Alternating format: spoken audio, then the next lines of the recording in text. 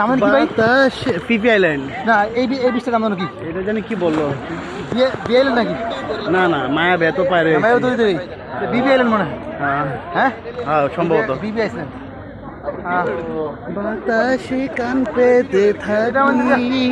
পানি ভিতরে মানে দেখা যায় না, হ্যাঁ পানি ভিতরে না।